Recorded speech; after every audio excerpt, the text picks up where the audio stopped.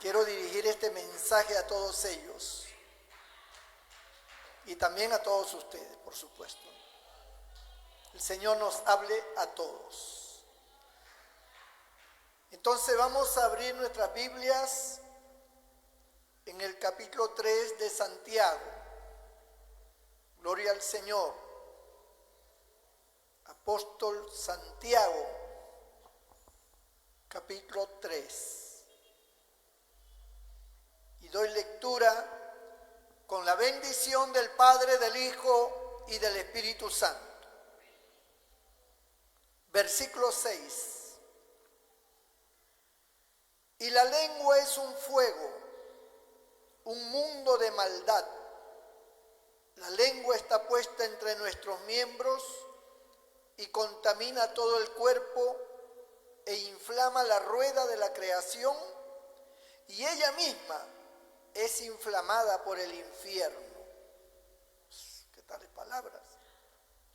Porque toda naturaleza de bestias y de aves y de serpientes y de seres del mar se doma y ha sido domada por la naturaleza humana.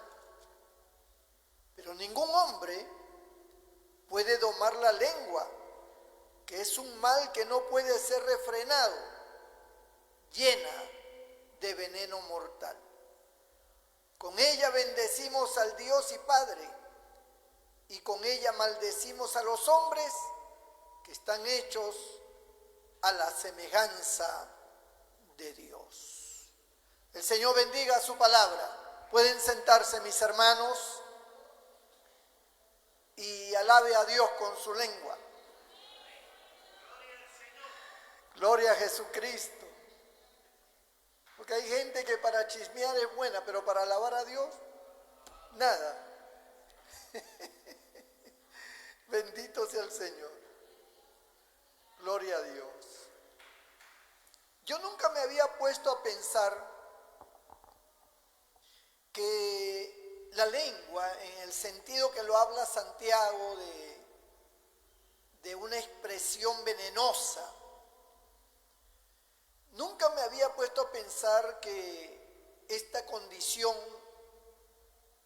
es realmente la naturaleza de la persona y que son millones de personas a una sola voz que tienden a decir cosas porque eso es lo que son y eso es lo que sienten y eso es lo que piensan. ¿Cuándo podemos descubrir que hay esa mala intención en la mayoría de los seres humanos? En las redes sociales. Las redes sociales muestran la verdadera identidad de los llamados cristianos y aún pastores. Las redes sociales reflejan lo que hay en el corazón. Como dice, ¿verdad?, que de la abundancia del corazón escribe la mano. Es una nueva versión. De la abundancia del corazón escribe la mano, porque ya no es que habla la boca, porque ya no es face a face, tú a tú. Ahora es por computadora, por celular, por tablet, por lo que fuera, a través de las redes sociales. Entonces, ¿con qué facilidad? Y hablo de los creyentes, porque nosotros nos movemos siempre, aún en las redes sociales, nos movemos en el ambiente cristiano, ¿verdad? Y buscamos o encontramos, más que buscar, encontramos cosas, pero que tienen que ver con las cosas espirituales, con la vida del cristiano, con una serie de cosas que tienen referencia al camino que nosotros seguimos como creyentes. Entonces, encontramos allí todo un mundo de comentarios y que la mayoría son negativos. La mayoría son negativos. Bendito el nombre del Señor. Siempre encontrándole algo, algún aspecto que para muchas personas puede ser negativo. Siempre buscándole el lado malo, nunca el lado positivo. La Biblia, por ejemplo, dice, hablando de la profecía, dice la Biblia, escudriñadlo todo, retener lo bueno, desechar lo malo. Y está hablando de la profecía. ¿Cómo una profecía puede tener algo malo? ¿Cómo? ¿Por qué Dios establece en ese verso que juzguemos la profecía y que desechemos lo malo y retengamos lo bueno? O sea que las profecías no siempre vienen con las cosas buenas completas. Puede haber una intervención humana, puede haber una palabra no de Dios, sino de hombre, mezclada dentro de la profecía que es de Dios. Las profecías que son de Dios, y lo puedo decir porque yo lo he experimentado, las profecías que son de Dios, cuando las personas, los creyentes, hablan en lenguas extrañas y esta tiene interpretación, la persona que está hablando en lengua extraña, de repente, no es que lo piensa, no es que lo imaginó, sino que de repente articula palabras en castellano, que es el idioma nuestro, que vienen de parte de Dios. Se está hablando en lenguas y de repente ¡brum!, sale una frase en español, en castellano. Pero no es una frase que usted lo está pensando. Usted está hablando en lenguas y ¡bum!, sale una frase y después sale otra y así sucesivamente. Pero dentro de esta manifestación gloriosa de la profecía puede entrar su pensamiento. Puede entrar su imaginación o su sentir suyo, ya no de Dios. Entonces, puede el ser humano poner una frase que Dios no la puso. Por ejemplo, alguien está profetizando en la iglesia. Hay una profecía en la iglesia y está hablando en el nombre del Señor. Gloria a Dios. Y Dios está dando un mensaje. Pero ese creyente, porque esa es la parte humana, la parte de la carne, ese creyente de repente tiene un concepto sobre algún aspecto de la iglesia, sobre algún tema, y mete sus palabras, que son buenas aparentemente, que son de exhortación, etcétera, pero mete una palabra que no es de Dios, que es del hombre, que es de la mujer que está profetizando. Y Dios sabe que la naturaleza humana tiende a esa situación, la naturaleza humana. Por eso dice, escudriñarlo todo, retener lo bueno y desechar lo malo. Por eso lo dice. Ahora, colocándolo en el aspecto de la lengua, nosotros podemos escuchar muchas cosas. Nosotros podemos leer muchas cosas, pero tenemos que tener la capacidad de no enredarnos en la misma condición. Tenemos que aprender a mirar el lado bueno de lo que está diciendo esa persona, las cosas que estén correctas y las cosas que no están correctas, desecharlas. desecharlas. Pero no entrar en el círculo vicioso, ¿verdad?, de atacar o de decir cosas que no debemos hacer, porque el apóstol Santiago está diciendo que la lengua no puede estar bendiciendo a Dios y maldiciendo al hombre creado a imagen de Dios. Entonces, ¿cómo podríamos dormir tranquilos, verdad? Después de una sarta de cosas horribles que se dicen. En el término legal, jurídico, de la ley humana, hay cosas que son catalogadas como difamación. Y en las redes sociales existe mucha difamación, que si la gente se pusiera a denunciar, los meterían presos por decir cosas difamatorias. Mucha difamación, mucho delito. ¿Y de quiénes? De los creyentes. No, del inconverso se puede esperar cualquier cosa, pero de los creyentes. Los creyentes, por ejemplo, cuando alguien, un pastor X, cualquiera,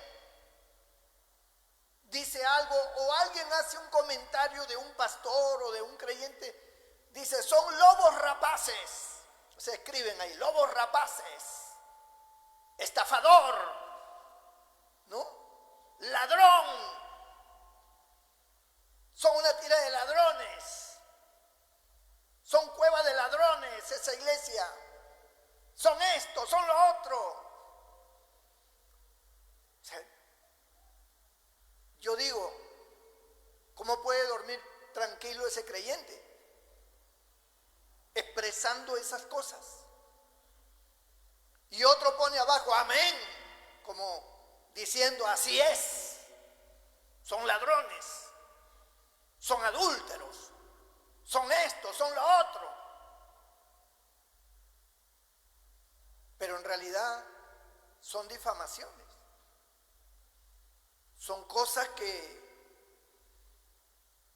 Dios las ve y Él mismo en su palabra, en uno de los mandamientos que da en el capítulo 20 de Éxodo, cuando da el decálogo, los 10 mandamientos, Él dice, no hablarás contra tu prójimo falso testimonio. Y lo pone como una norma, como una ley. Así como dice, no matarás. Así como dice, no cometerás adulterio. Así como dice, no hurtarás. Te pone también, no dirás falso testimonio. ¿Cómo tú puedes decir que es ladrón? Es un vividor, dice. Ni siquiera sabe lo que significan esas frases. Y si lo sabes, peor. Porque como dijo Cristo, ahora porque decís vemos, vuestro pecado permanece. Quiero pensar que no sabe lo que están diciendo. Pero la gente escribe. Porque ahora en el mundo del Facebook, del Instagram, del TikTok y de otros más que hay, la gente dice lo que le da la gana, sin medir consecuencias. Y no saben lo que están generando.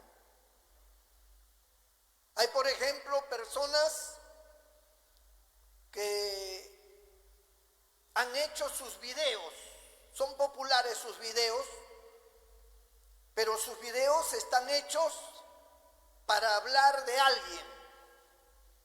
Para hablar de una iglesia, para hablar de una denominación, para hablar de un pastor, porque generalmente atacan a los líderes, porque como los líderes son los que están visibles, son los que hablan, son los que enseñan, son los que están a la mira de todos, entonces están pendientes de su vida, están pendientes de su familia, están pendientes de la casa donde vive, del carro que tiene, están pendientes si come en algún lugar. Entonces, hay mucha gente que para ellos no es bueno que un líder, un pastor, uno llamado apóstol, uno llamado profeta, uno que pertenece a una organización tal o más cual, pues tenga esas bendiciones. O sea, para ellos es como especie de un delito, ¿no?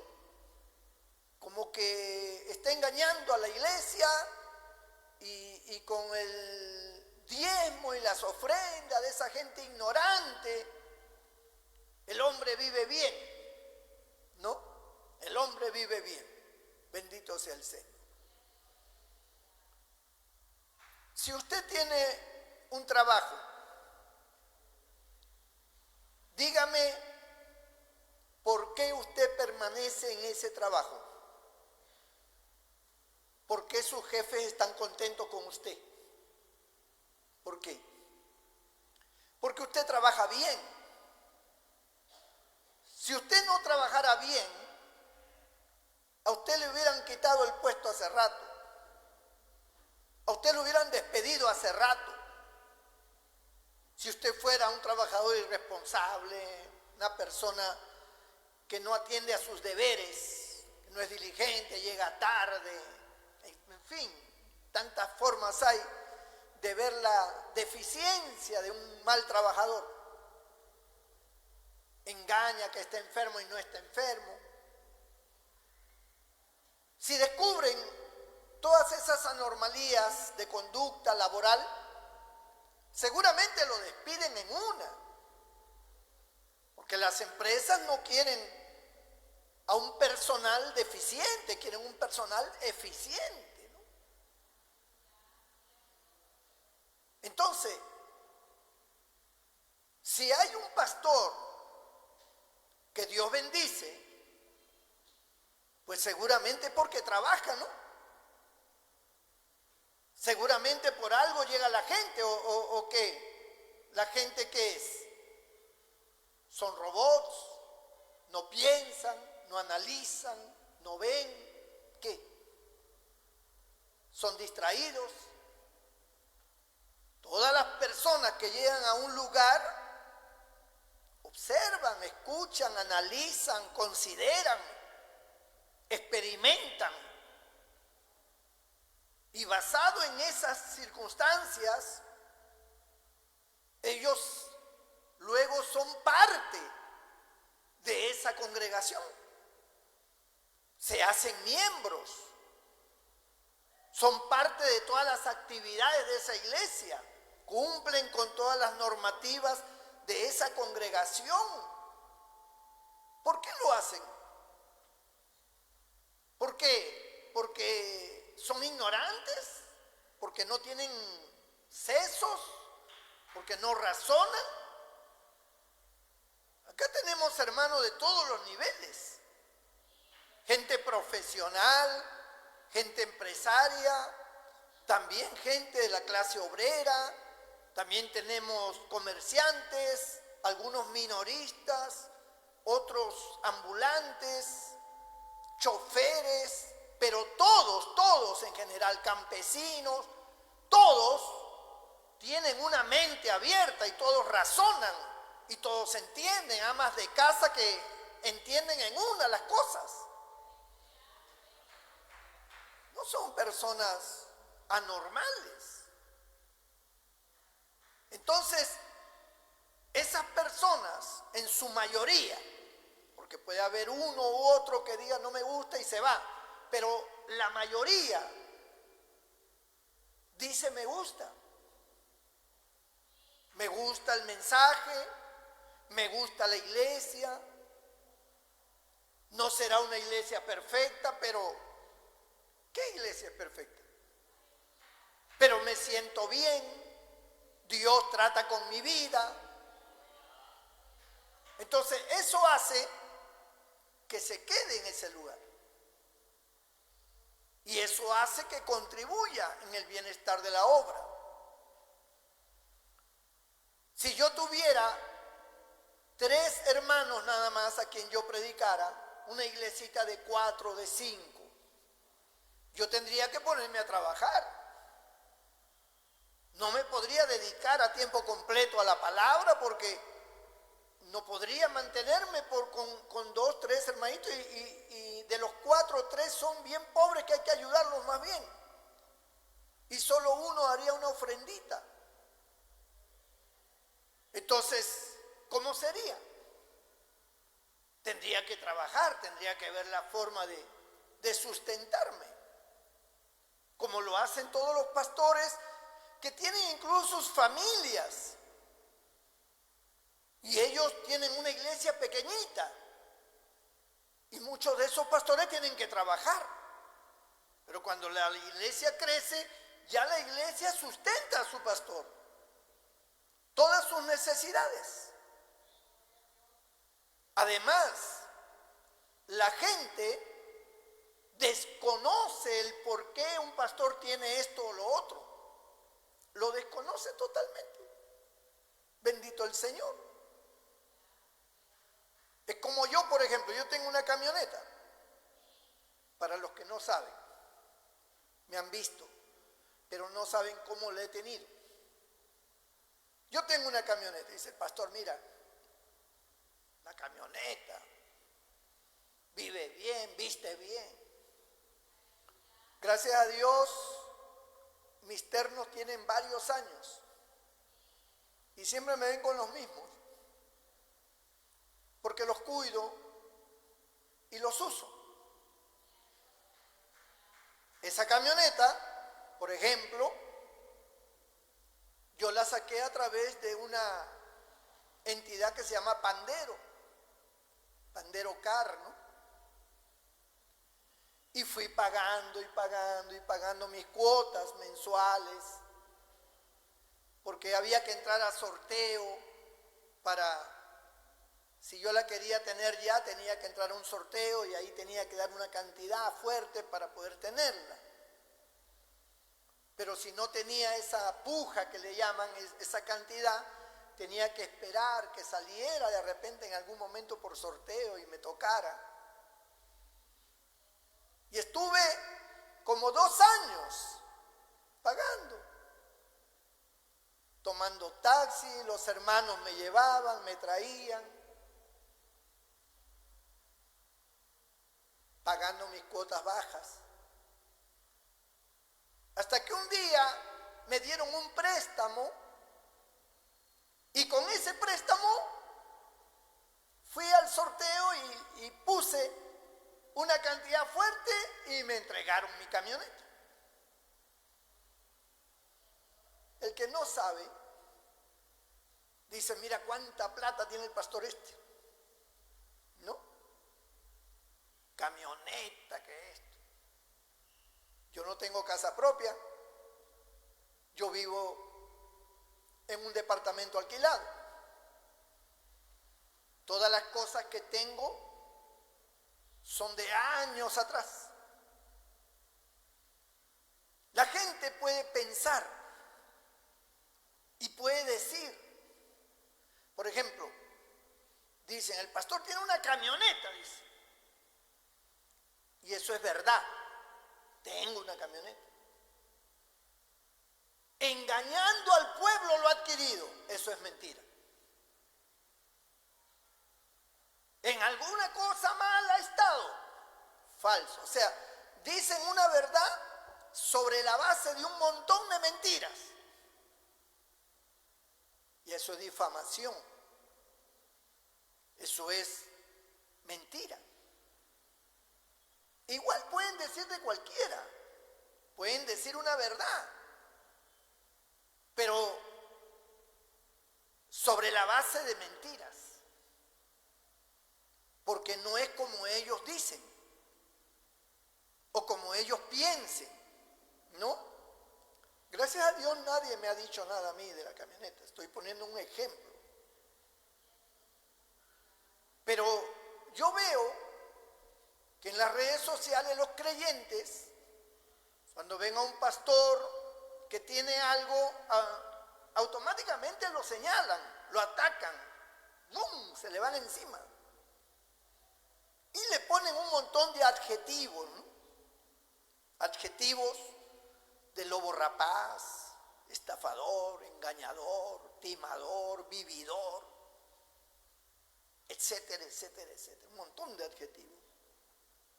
Y entonces el otro también se contagia y también escribe, sí, que esto, que esto. Deberían denunciarlo, debería haber un control del Estado. ¿Por qué no reparten los diezmos a los pobres? ¿Por qué esto? ¿Por qué lo otro? O sea, son creyentes, pero siendo creyentes ni siquiera conocen la doctrina cristiana, ni siquiera conocen la palabra de Dios. Gente, no, por eso yo no doy diezmo, yo no diezmo a nadie. La Biblia dice que eso fue para el Antiguo Testamento. Es un ignorante de las Escrituras. Porque la Biblia pone los diezmos como un acto de fe. Así como pone la sanidad divina en un acto de fe. Si usted cree que Dios le puede sanar, usted va a clamar y Dios hace el milagro. Si usted cree que Dios le va a prosperar, usted diezma, porque eso es lo que enseña la Biblia. Es un acto de fe. No de ley, sino de fe. Usted se pierde la bendición. No, que yo entrego mi diezmo a los necesitados. Pues estás contra la palabra, porque no figura así. Y no es porque yo quiera que tú traigas los diezmos acá, sino porque la Biblia no lo enseña así. El diezmo del Señor. Sí, pero el pastor se lo agarra. El diezmo fue utilizado siempre para cubrir las necesidades de la obra, y dentro de la obra está el pastor. Y eso, amado hermano, es algo que genera una bendición especial para el que lo hace. Pero como la mentalidad está llena de incredulidad y de desconocimiento y de fe, la gente quiere justificar su falta de amor hacia Dios y de contribución a la obra de Dios. Lo justifican sacando cosas así, totalmente ajenas a la palabra de Dios. A mí me da igual si usted diezma o no diezma, a mí me da igual. O sea, ¿alguna vez yo le he pedido a usted un diezmo? ¿Alguna vez? Yo lo he llamado o le he tocado la puerta de su casa, manita, ¿y su diezmo? ¿Qué ha pasado? Este mes usted no ha diezmado. ¿Yo estoy detrás de usted por su diezmo? ¿Yo pongo acaso en el WhatsApp o donde sea que tenemos el grupo de hermanos de la iglesia, acaso yo pongo, hermanos, no olviden que este mes tienen que diezmar? ¿Alguna vez he puesto eso? Que tienen que diezmar, que tienen que entregar sus diezmos, que dónde están sus diezmos. Usted ha trabajado y no ha diezmado, ¿por qué no ha diezmado? Lo voy a poner en disciplina, que no sé cuánto. ¿Alguna vez? No. Porque hay un montón de gente que no diezma y toma parte. ¿Y yo acaso le he recriminado y le he dicho por qué no diezma? Nunca, nunca. Sí he hecho llamados a los compromisos que tenemos con la iglesia, donde todos hemos acordado algo.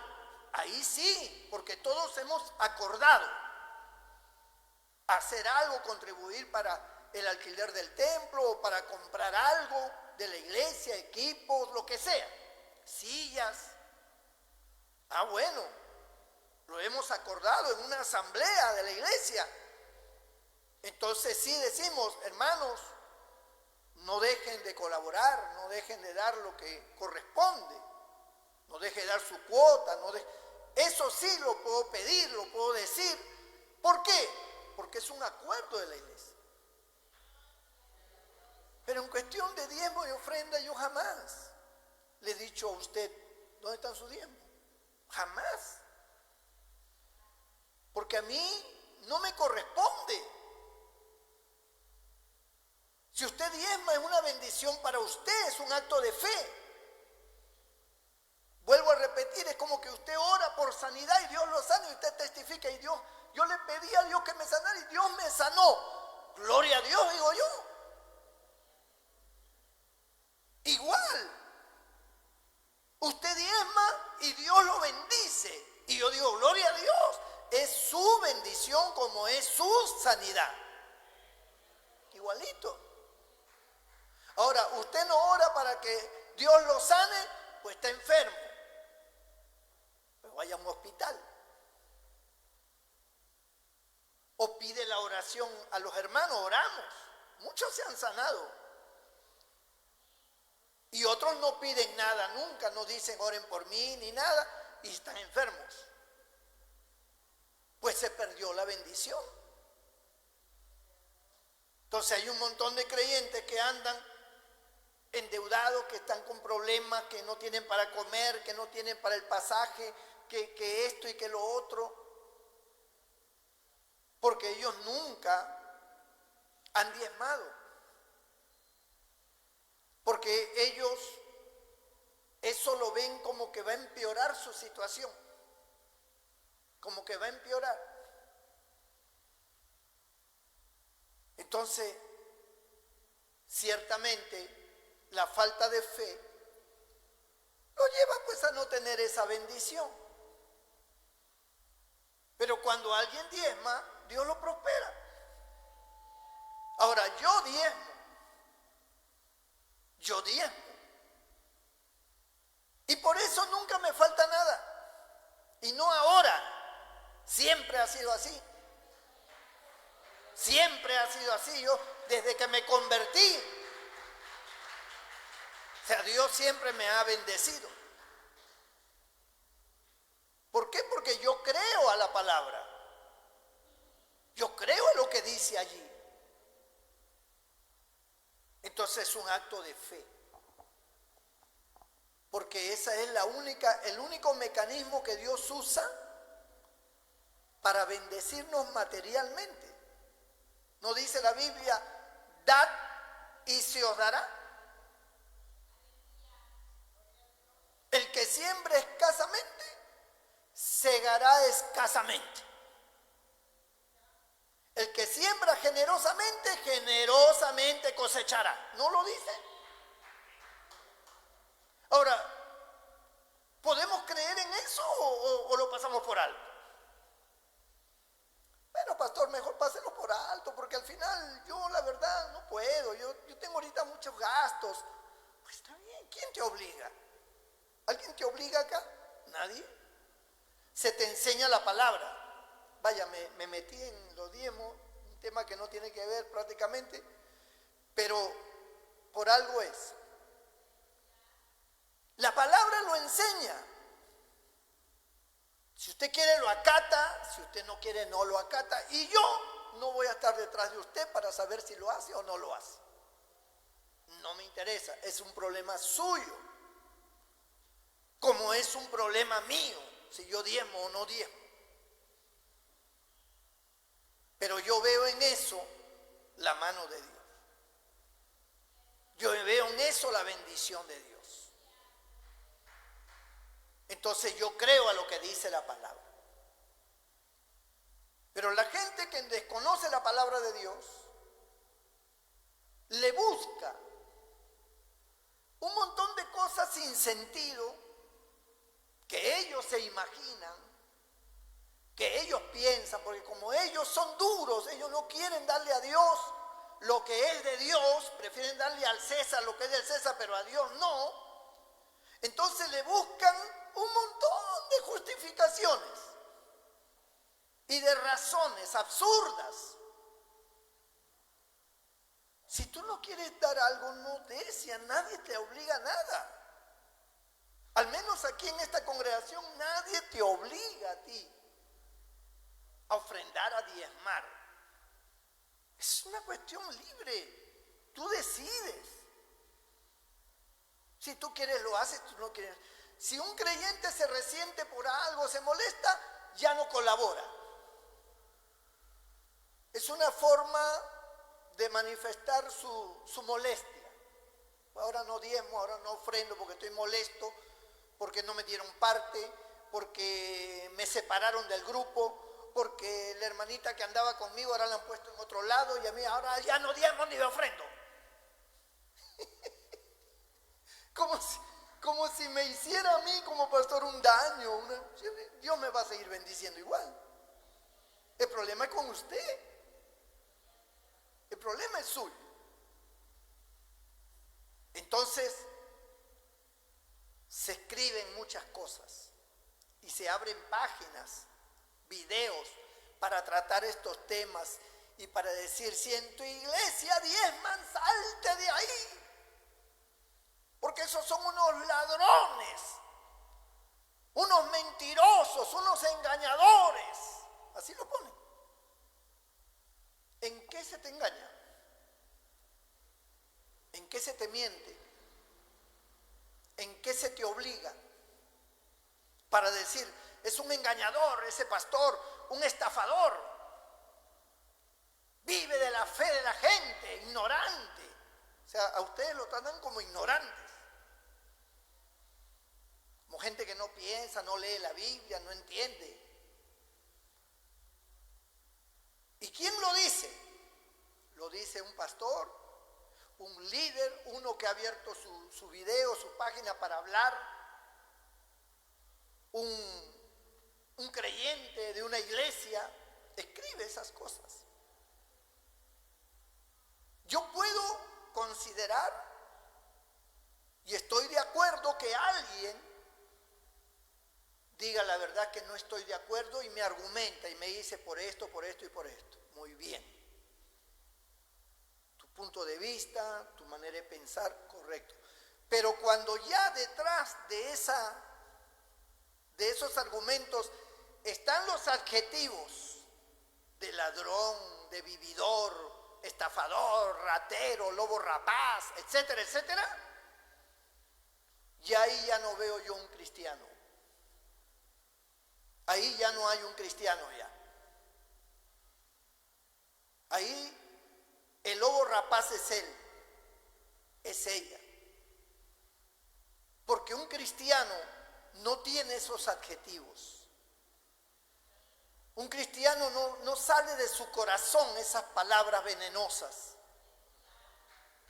Y no solamente en las redes sociales, aún dentro de las congregaciones, hablando en plural, de todas las congregaciones evangélicas, para ser más claros, evangélicas. Dentro de las congregaciones hay quienes dicen cosas que tienen ya un significado, un sentido maligno ya un sentido ya de crear problemas. Si usted no le parece algo, hable con su pastor. No, que con el pastor no se puede hablar, dice. ¿Cómo que con el pastor no se puede hablar? Ni que yo fuera un ogro. Yo soy una persona muy bromista, hermanos. Tal vez en el púlpito se me ve un poco así medio, ¿no? Serión, por la misma autoridad que uno usa en la palabra, pero en el trato personal, yo soy una persona que me gusta reír, que me gusta bromear. Le pongo a veces hasta apodos a los hermanos. Tú eres rocoto porque tienes una pepa que hace llorar. Es una cuestión de amistad, ¿no? De amistad. Lo hago con hombres, lo hago con mujeres, con ancianos, con ancianas, con niños, con todos. Un niño que viene todo trinchudo así con el pelo, oye, mira, cabello de ángel. Pero no lo estoy ofendiendo, sino como una forma de cariño también de que se sienta que lo aprecio, ¿no? Que dice, pero pastor, ¿cómo? O sea, que así es su aprecio. Es mi forma. Pues. Entonces, algunos dicen, no, ese pastor bromista, chistoso, así, pone cosas en el WhatsApp, todo chistoso, así no deben ser los pastores. Los pastores tienen que ser serios. Pero hay pastores serios que no tienen unción. Hay pastores serios que no se les ve un ministerio que Dios bendice. ¿Y por qué tenemos que ser serios? Porque otros pastores enseñaron que los pastores deben ser serios. A mí me acuerdo, allí en la antigua iglesia que estábamos, a mí me atacaban mucho porque yo era muy bromista. Y una noche, en una convención, predicaron sobre los pastores bromistas, esos que cuentan chistes, y dieron duro, y todo el mundo me miraba. Todos los pastores volteaban y se reían, me miraban, otros me decían así, hasta los hermanos que estaban ahí al frente.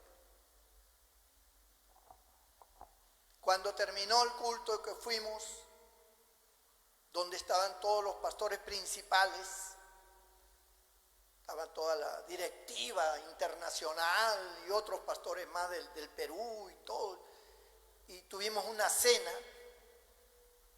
Yo estoy sentado a la mesa, un poco avergonzado porque me habían desbaratado a mí. Y el principal me mira y me dice: oye, Fernando, cuéntate un chistecito, me dice, cuéntate un chistecito para alegrar el ambiente. Le digo: me acaban de meter palo por ser bromista y ahora dice, cuente un chiste. Yo no voy a contar nada, le digo. ¿Se da cuenta? Entonces no entiendo. Si soy duro acá arriba, tengo que ser duro allá abajo. ¿No? No puedo ser duro acá arriba y allá abajo blando. No somos lo que somos. Cada uno tiene que ser lo que es. Arriba, abajo, afuera, adentro, donde quiera. Gloria a Dios. Porque si no, pues, ¿cuál es la gracia, pues?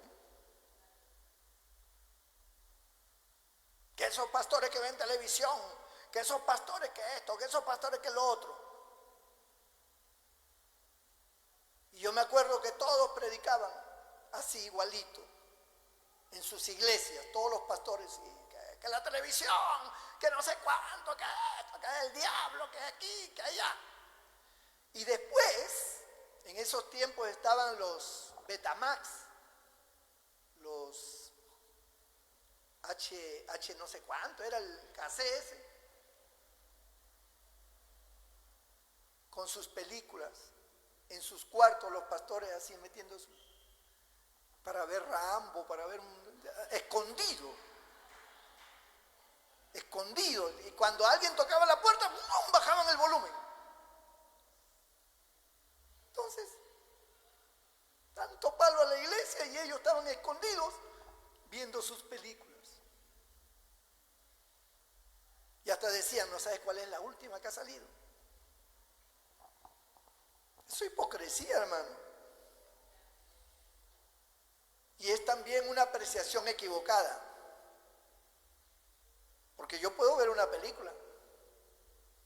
Yo puedo ver una película y si la película es obscena, pues ya no la veo. Y si la película tiene un argumento bonito, pues la veo. Y no estoy con esa cuestión de que me ven viendo una película, de que me están allí, que esto, que lo otro. Ya no tengo ese problema. Entonces, pero como eso ha sido enseñado por años, la gente ya se ha hecho un criterio, pues. La gente se ha hecho ya una idea. O sea, el pastor, cuando es bromista, el pastor, no, ese no es pastor. Ese no es pastor. El pastor tiene que ser un hombre serio, un hombre que no se ríe, un hombre que exhorta, un hombre que está ahí, con el ceño fruncido, que esté siempre con la palabra dando. No, el pastor es un ser humano como cualquier otro. El pastor es un hombre que también le gusta y goza de la alegría. Y eso no le quita para nada su condición de pastor. Para nada. El pecado corta, pero no la gracia. Entonces, la gente habla descomedidamente, insensatamente. Escribe y habla de una forma muy fea, con adjetivos muy feos. Y esto ha sido contagiado en todos los creyentes. Y la mayoría, cuando se expresan en las redes sociales, se puede ver su naturaleza, se puede ver su corazón. Hace unos días nomás yo grabé un video en mi carro, porque a veces estoy en el carro manejando y aprovecho y comienzo a dar un mensaje corto, porque el tramo donde voy es corto, así que un mensaje corto mientras voy manejando, estoy hablando, dando algunas pautas espirituales. Y el otro día que estaba hablando acerca del país y que hay que orar por el país y no sé cuánto, pues yo estaba mascando un chicle. Y me ponen una hermana del antiguo, me pone: pastor, yo a usted siempre lo he respetado, lo he admirado, pero ¿cómo es que está mascando chicle? Dice, hablando las cosas de Dios.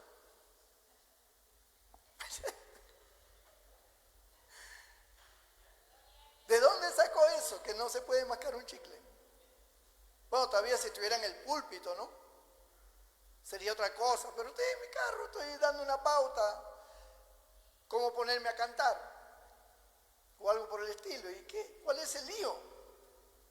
¿Cuál es el problema? Pero ella se sintió afectada y lo vio como una ofensa a Dios y que eso no debería ser así. ¿Y de dónde saca eso? ¿De dónde le viene eso a la cabeza?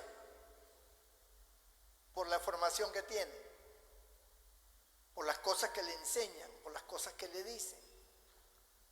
O sea, tiene un panorama de que cuando se va a dar la palabra hay que estar pues en una formalidad, ¿no? De tal manera que es algo sagrado y no se puede mascar chicle ni nada de eso, ¿no? Ni te puedes reír, ¿no? Hay algunos que condenan una broma en el púlpito, ¿no? Un pastor que hace una broma en el púlpito es condenado, porque ellos dicen que eso no es. El altar se respeta, dice. Es el altar. A mí me dio gracia una vez, una de las diaconisas me dice: hay una hermanita que no es bautizada en agua y está limpiando el altar, pastor. Y le digo: ¿y qué tiene? ¿Y cuál es el problema? No, pero es que no es miembro. ¿Y cuál es el problema? Está limpiando el altar. Hay un montón de hermanos que son miembros y no limpian nada. Esta hermanita no es miembro, pero viene a la iglesia y en su corazón ha nacido. Que limpie. ¿Cuál es el problema? No, que el altar es sagrado. Esto no es, amado hermano, el templo de Moisés, el tabernáculo, lugar santísimo, lugar santo, los atrios. ¿No? Este es un local que se está usando para el culto. Nosotros somos el templo del Espíritu Santo, no el edificio. Somos nosotros el templo, que le guardamos un respeto, sí, una consideración. Pero este es un local que está convertido ahora en templo, pero no como el tabernáculo, que estaba el lugar santo, el lugar santísimo. Que aquí yo tendría que estar con campanitas en el saco ¿no? Porque así entraba el sumo sacerdote al lugar santísimo, para que si no sonaban las campanitas, que Dios lo había cortado. Entonces por eso estaban las campanitas.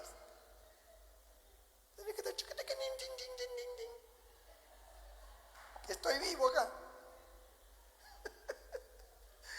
Entonces confunden las cosas y lo han llevado a extremos. Lo han considerado de una manera que no corresponde, pues, conforme a la ley, al Antiguo Testamento, y no es así.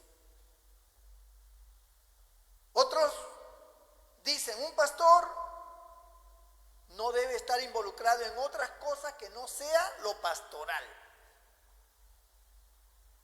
No debe enredarse en los negocios de la vida, aquel que ha sido llamado como soldado de Cristo.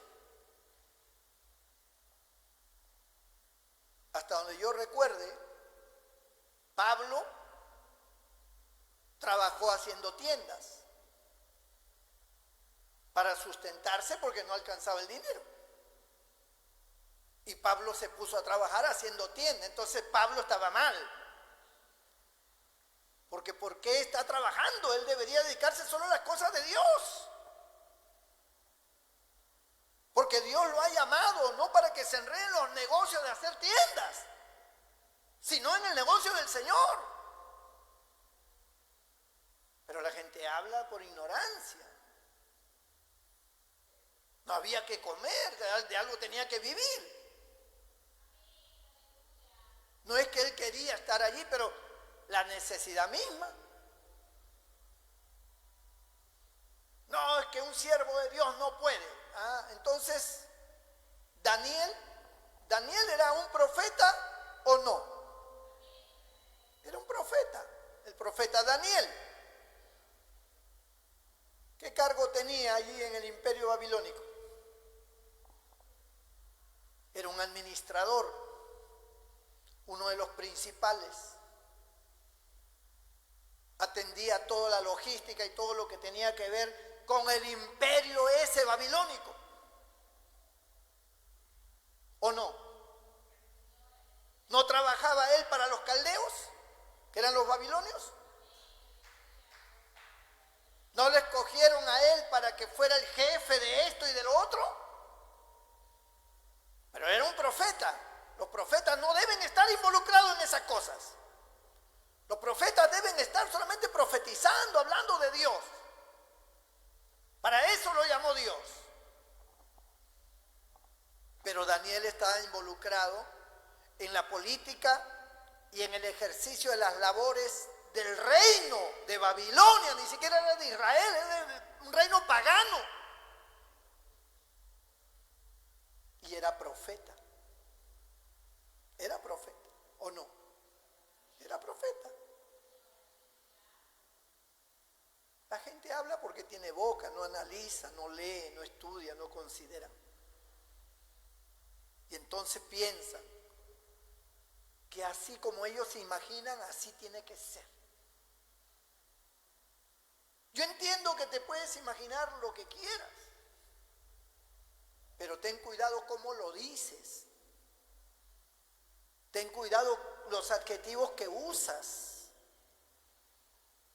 Ese pastor se ha metido a la política, ese pastor se ha hecho, ese es un mentiroso, ese es un hijo del diablo, dice. Está caído.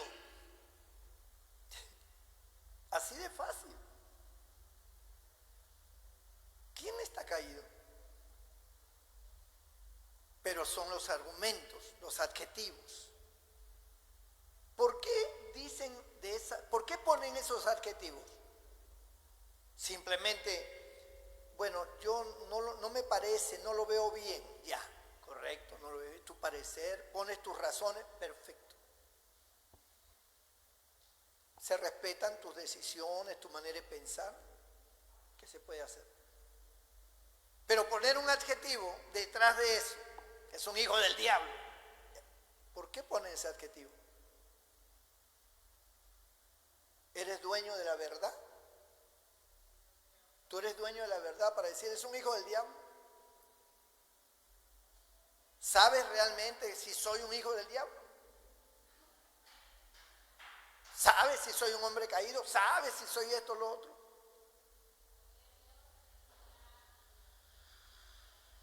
Hubo un tiempo en que me decían cosas horribles a mí por las redes. Y de una congregación.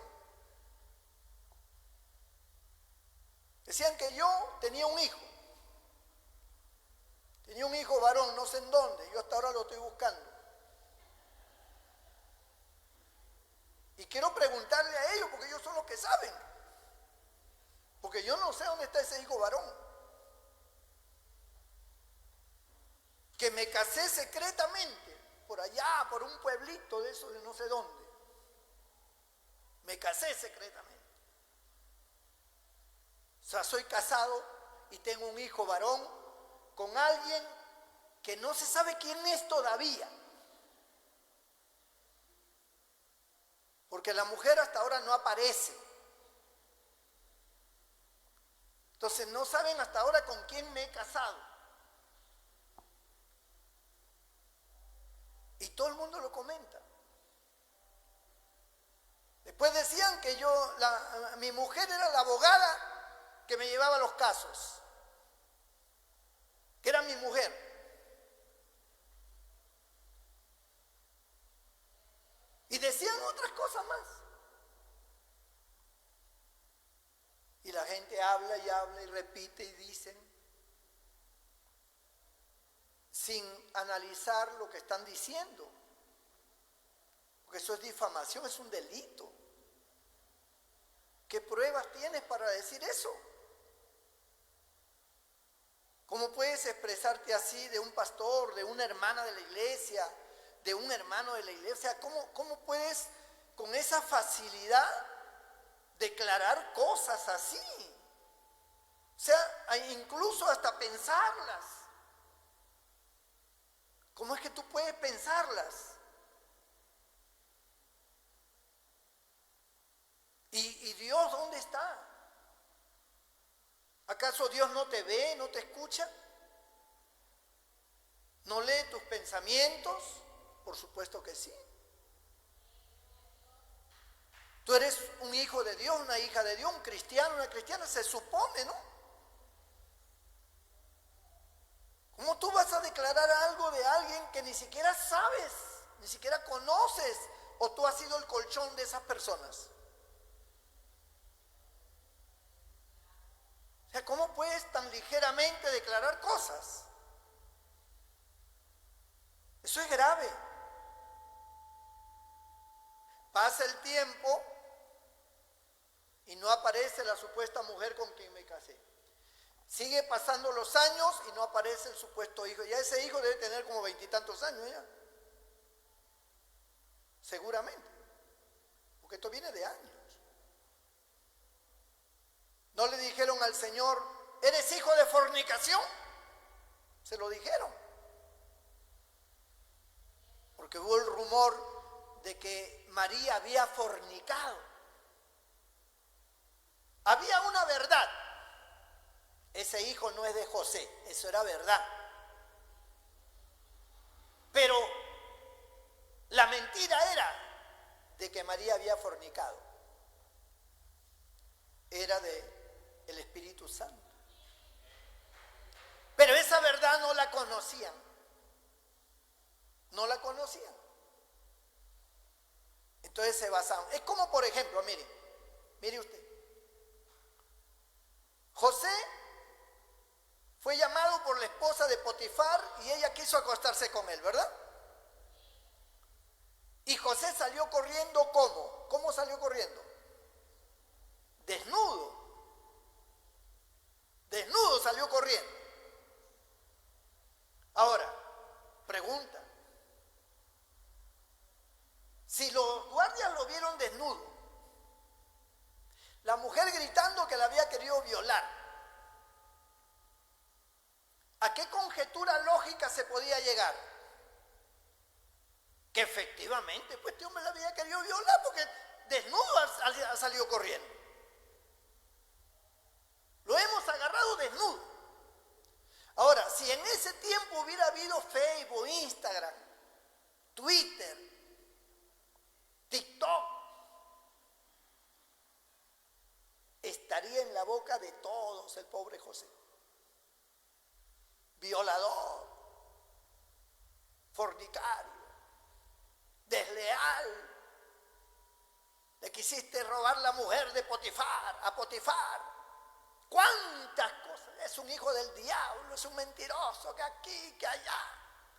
Pero eso era verdad. Era verdad que lo agarraron desnudo, era verdad. Era verdad que la mujer gritaba que lo había querido violar, eso era verdad. Que ella gritaba. Pero ¿cuál era la verdad? La verdad es que esa mujer quería acostarse y como él no quiso, entró en despecho y lo masacró y lo mandó a la cárcel. Esa fue la verdad.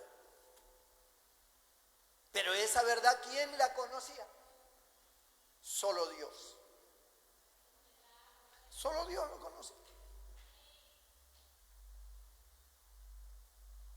Porque así pasan las cosas a veces. Hay mujeres que se levantan diciendo un montón de cosas, pero esa no es la verdad. La verdad es otra. Pero miente. Y entonces todo el mundo cree. Y eso es algo terrible. Es algo que Dios lo ve, porque Dios sí juzga con justo juicio. Dios siempre ha respaldado a sus hijos y lo ha hecho visible, porque ese José que llegó a ser el segundo de Faraón, la gente diría, oye, pero ese no es el que quería violar a la mujer. Sí, puede ser violador, ¿qué? ¿Y es ahora el segundo de Faraón? Sí, pues no sé. Y Potifar está que le hace venias y todo. Ese Potifar está loco. Y ya le dijeron a Faraón qué clase de hombre es. No sé, pues ¿quién le va a decir? Entonces, se quedan con eso en su corazón. El que nos gobierna ahora después de Faraón es un violador. Y si hubieran las redes sociales, ¿qué de cosas le hubieran puesto al pobre José? Entonces, Santiago, miren lo que dice. Estoy en el capítulo 3 del apóstol Santiago, del libro de Santiago, verso 6. Y la lengua es un fuego, un mundo de maldad. La lengua está puesta entre nuestros miembros y contamina todo el cuerpo e inflama la rueda de la creación. Y ella misma es inflamada por el infierno.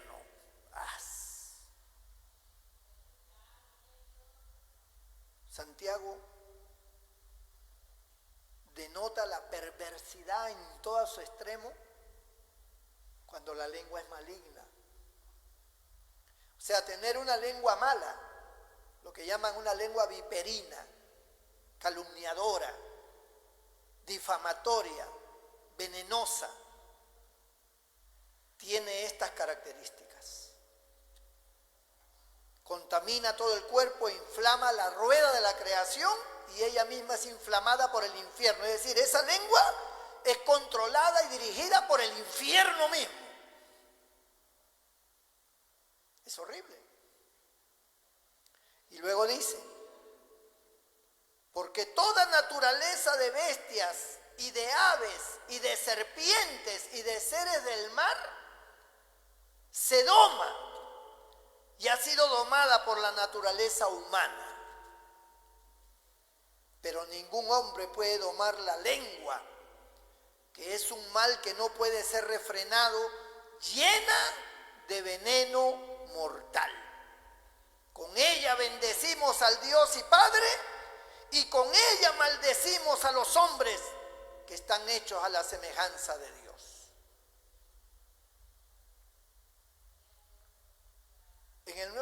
Testamento, ¿quién de los cristianos no conocía a Saulo de Tarso? Todos los cristianos lo conocían. ¿Y por qué lo conocían? Porque este hombre era un perseguidor de la iglesia. Así que el nombre Saulo de Tarso era de temer, que era un hombre implacable que perseguía a los cristianos y los mataba, los torturaba. Era horrible. Él mismo dice: yo encarcelé a muchos en las cárceles, yo arrastré a hombres y mujeres, los torturé hasta hacerlos blasfemar, dice él en su testimonio, hasta que se convierte al Señor. Pero ¿quién sabía que se había convertido? Porque no había celulares, no había televisión, no había nada, no había periódico. Saulo de Tarso convertido al cristianismo, o sea, no habían titulares. ¿Quién sabía? Hasta que el Señor llama a un siervo de Dios y le dice: quiero que vayas a tal lugar y que ores por Saulo de Tarso para que recobre la vista y sea lleno del Espíritu Santo. ¿Y qué dice ese hombre? Señor, yo he oído de él. No dijo de él, dijo de este. Yo he oído de este. Cómo ha perseguido a los cristianos, los ha torturado, etcétera. Y comenzó a decirle como que el Señor no sabía nada, ¿no? Y comenzó a decirle a Dios, fue con el chisme a Dios: ¿acaso no te das cuenta? Yo he sabido de este Señor, por si acaso tú no lo sepas.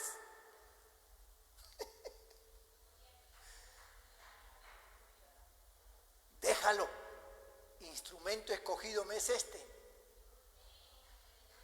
Y para calmarlo, para que el hombre pueda ir a hacer lo que Dios le estaba diciendo, le dice: además yo le voy a enseñar a él cuánto hay que sufrir por mi causa. Ah, ya, si es así, sí. A ese hay que darle.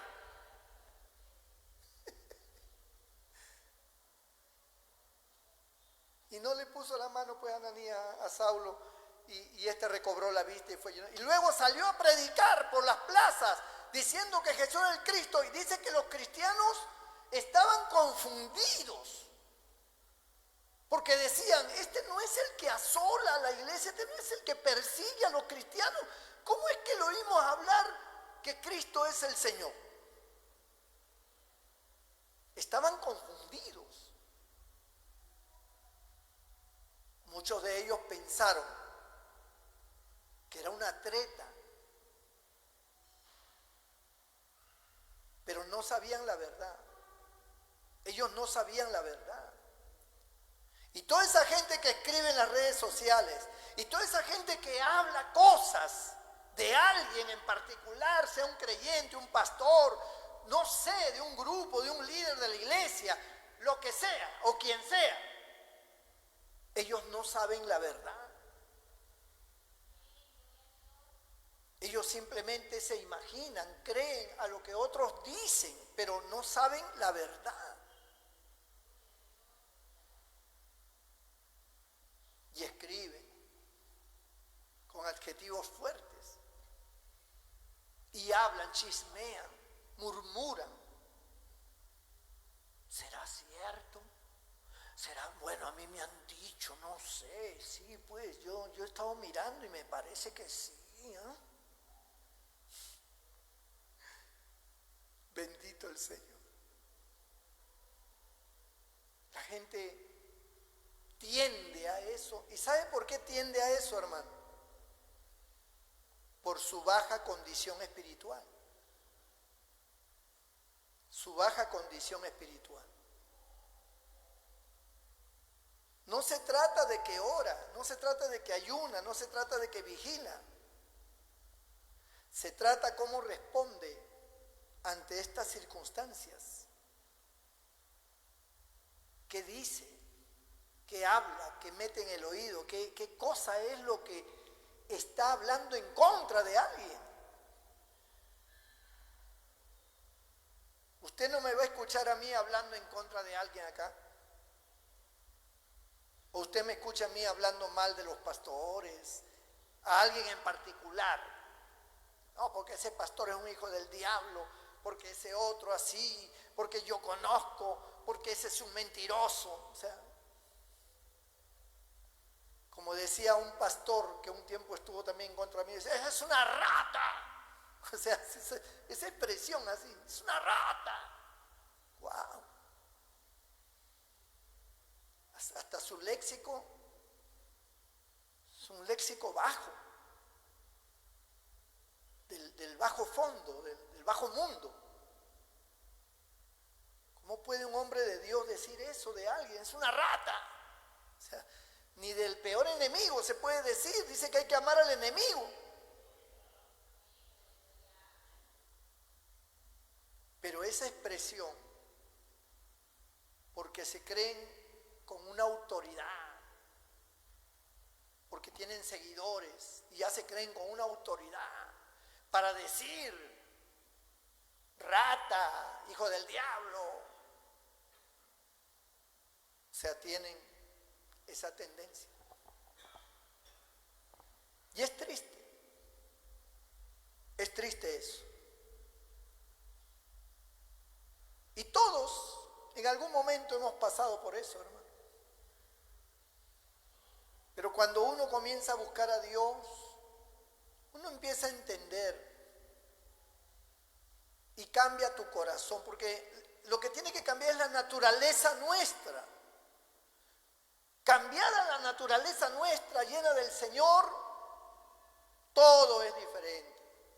Dice que si tu ojo está en luz, todo tu cuerpo está lleno de luz.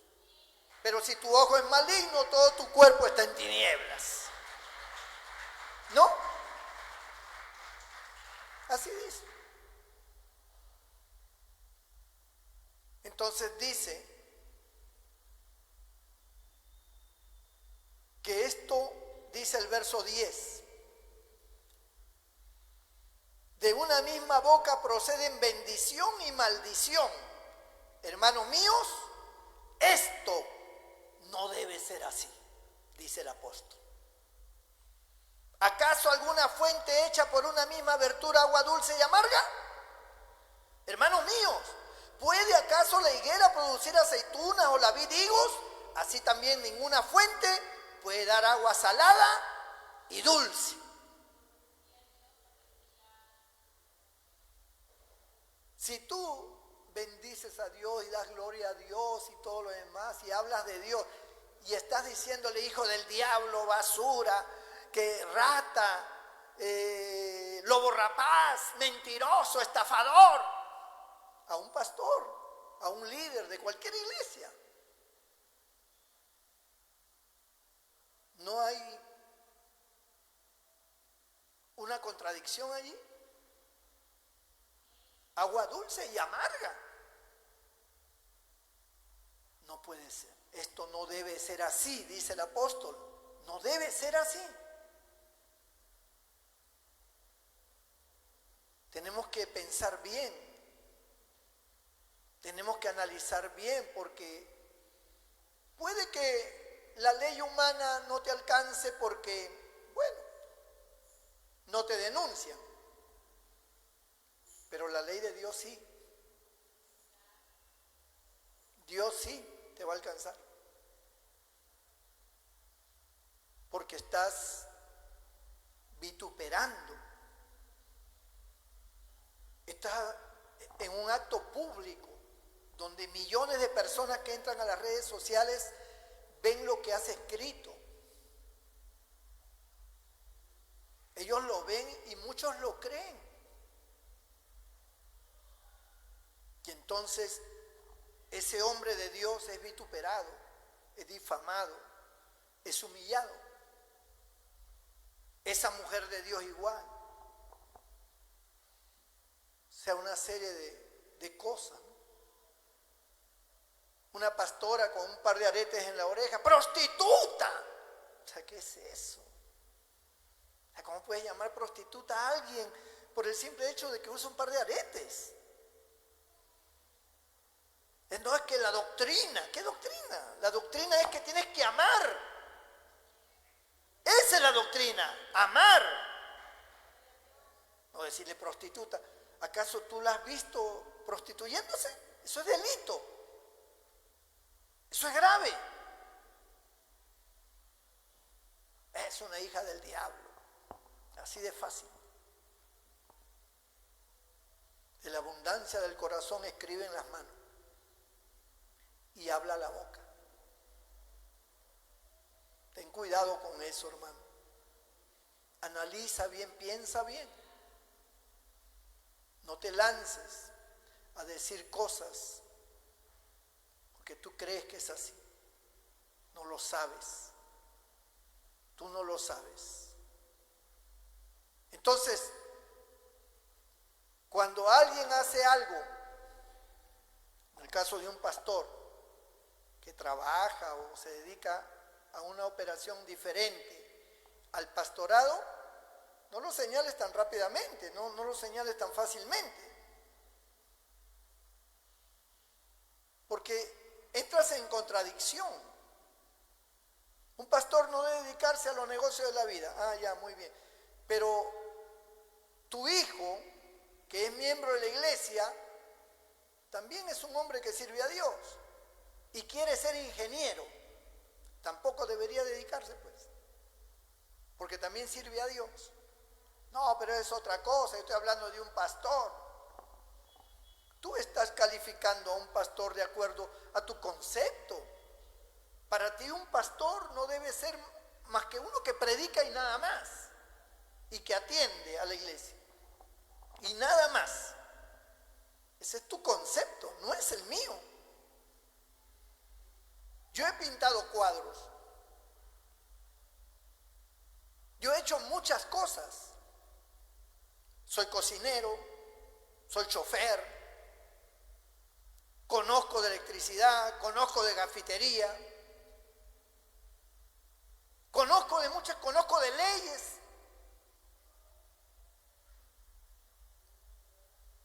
Entonces estoy descalificado para ser pastor.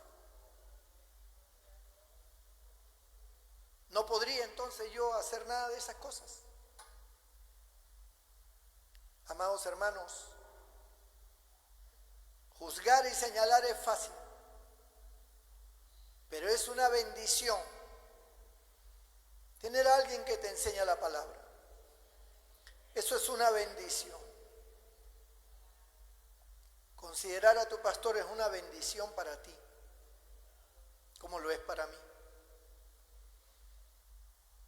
Porque la Biblia lo enseña. Orad por vuestros pastores,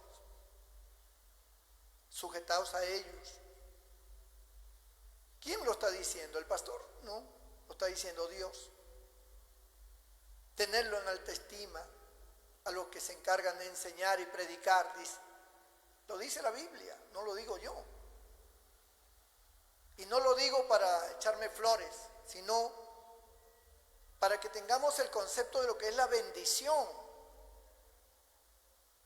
Dice que aquel que recibe un vaso de agua no perderá su recompensa, pero si le das un vaso de agua a uno que es profeta, recompensa de profeta tendrás. Entonces las cosas son diferentes. Un hermano miembro te da un vaso con agua o te pide un vaso de agua y tú le das, y tú tienes recompensa de Dios por haberle dado a ese hermano sediento un vaso con agua. Y si te lo pide un pastor, recompensa de pastor tienes. Porque Dios así lo establece. En ese nivel es una bendición. Dale un abrazo a tu pastor es una bendición. Saludar a un pastor, tenerlo en cuenta, es una bendición. Y no lo estoy pidiendo, sino que quiero enseñarte, porque ustedes tienen hijos y sus hijos ven lo que usted habla, lo que usted hace, cómo actúa. Ustedes tienen familia, hay pequeños que están creciendo. Quiero que usted le enseñe a sus hijos cómo es la vida cristiana, el valor que se le tiene que dar a los que sirven al Señor. Porque un día no estaremos acá. Un día me moriré, un día no estaré y habrá otro. Y entonces, ¿qué va a pasar? No lo van a considerar, porque nunca consideraron a su pastor. Al que venga tampoco lo van a considerar. Hablaron mal de un líder, el otro líder que igualito van a hablar mal, porque se ha tomado como costumbre. Es parte ya de tu vida. No, tienes que aprender. Así como tienes que aprender a valorar a tu padre y a tu madre, respetarlo. Así como tienes que aprender y enseñar a que respeten a sus profesores, que pueden ser inconversos, pero son sus profesores. Tienen que respetarlo.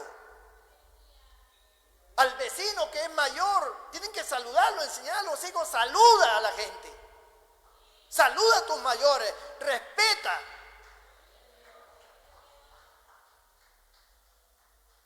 Eso es importante, hermano.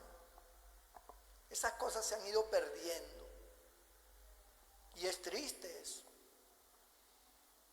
Por eso la lengua sí tiene forma de controlarse, sí tiene cuando uno tiene una naturaleza buena de Dios. Una naturaleza que lo que sale de adentro es benigno, es puro, es agradable, es algo que genera fruto, que trae bendición. Pero escribir adjetivos feos, decir cosas feas a espaldas, eso muestra tu condición y tu naturaleza. No creo que aquí tengamos gente así. Pero cuando Dios pone un mensaje, por algo es. Y yo les digo que una de las cosas más grandes que Dios admira, porque Dios también admira, dijo, no has visto, no has considerado a mi siervo Job, que no hay otro como él, lo admiraba por su fe, por su fidelidad. Y cuando Dios admira a alguien por su forma benigna, por su corazón bueno y noble, eso es algo, hermano, que no tiene precio. Cuando José contó los sueños, él no interpretó el sueño, él solamente lo contó. Los que interpretaron el sueño fueron sus padres y sus hermanos. ¿Qué? ¿Nos tenemos que inclinar ante ti? Ellos lo interpretaron. José no lo interpretó, solo contó lo que había soñado. Sus hermanos lo aventaron a un pozo y lo iban a matar, si no fuera por Rubén, su hermano mayor, que lo impidió, y de hecho Dios usando a Rubén. Lo vendieron a unos ismaelitas que iban para Egipto, ¿y qué hicieron?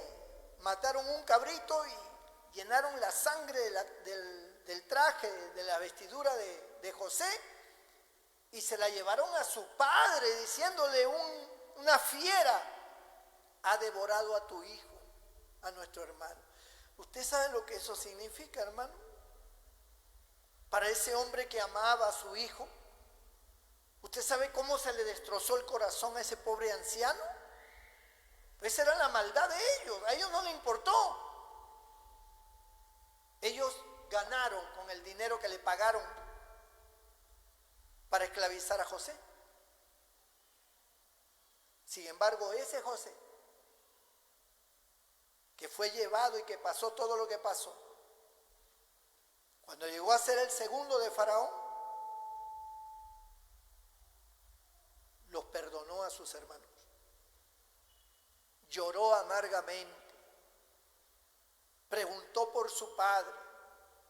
¿Usted se imagina cuando le dijeron a su padre, José está vivo? O sea, ustedes me han engañado. Puras mentiras.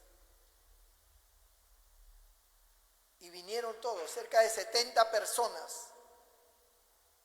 En el mejor territorio los pusieron. José los perdonó. José no los mató. Pudo haberse vengado fácilmente. No lo hizo. Los perdonó. Porque la naturaleza de José era diferente a la de sus hermanos. A pesar de ser hijos del mismo padre, la naturaleza era diferente. Acá todos somos una congregación, pero ¿cuál es tu naturaleza? Ese es el tema. ¿Cuál es mi naturaleza? ¿Hay maldad? ¿Qué hay? Ojalá seamos todos como José. Perdonar, amar, hacer lo correcto, porque ahí Dios te pondrá en alto. Inclina tu rostro y cierra tus ojos allí donde estás.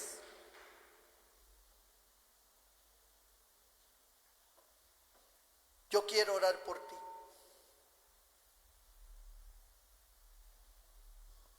Tal vez haya alguien que esta noche diga: pastor, ore por mí. Si tú quieres que haga una oración por ti, levanta tu mano y haré una oración por ti. Dios te bendiga, Dios te bendiga, Dios te bendiga, Dios bendiga. Muchas manos se levantan. Dios te bendiga. Allí donde estás, ponte de pie. Cierra tus ojos. Y dile al Señor: Señor, perdóname. Si en algún momento de mi vida yo pensé, hablé, creí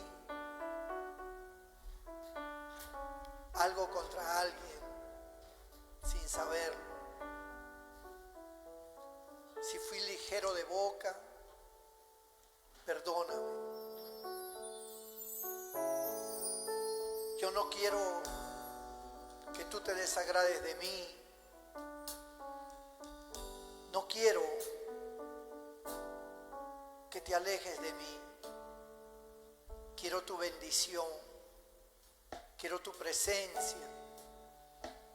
Quiero que me ayudes, que me bendigas, que me perdones. Si algo dije, si algo hablé descomedidamente, con mala intención, si actué mal, perdóname. No volverá a pasar, Señor. Seré más cauteloso, más cautelosa. Tendré más cuidado de mis palabras. Jamás diré algo que dañe a un prójimo, sea creyente o no.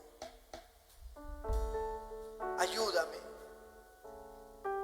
a ser prudente, Señor. Yo quiero tener tu corazón. Yo quiero que tú te agrades de mí. Díselo con tus propias palabras. Toda la iglesia se pone de pie y me ayuda a orar por estas vidas.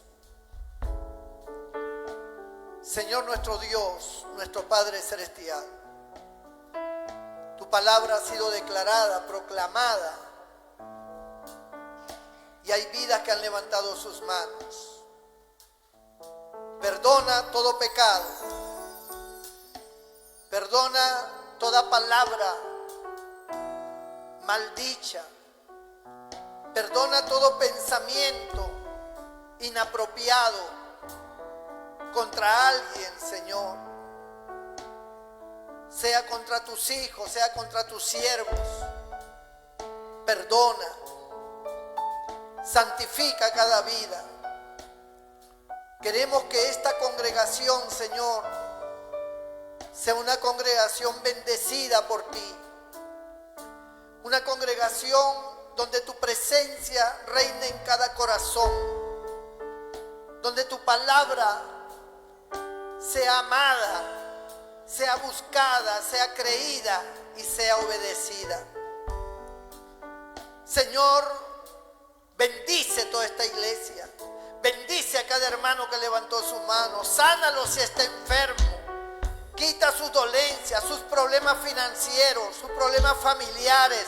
Arregla las cosas, Señor, porque ellos están arreglando su corazón en este momento contigo. Ellos te piden perdón. Señor, soluciona cualquier área de su vida que esté en desbalance, que esté afectada, Señor. Obra poderosamente, Padre. En el nombre de Jesús. Te lo pedimos y te damos las gracias. Amén y amén. ¿Cuántos levantan sus manos y dan gracias a Dios? Dígale, Señor, gracias, gracias. Gracias por tu palabra, gracias por tu amor, gracias por tu presencia. Gracias, Señor, gracias. Te alaba mi alma, Señor, te alaba mi corazón. Te alaba, Señor, mi espíritu, mi cuerpo. Te alabo, Señor. Te alabo esta noche, Padre, te adoro. Te adoro, te alabo, te glorifico, te exalto. Tú eres Dios grande, maravilloso, bueno en gran manera, digno de ser alabado. Gracias, Señor. Gracias, Señor. Aleluya. Gloria a Jesucristo. Hermana Yané pasa por acá.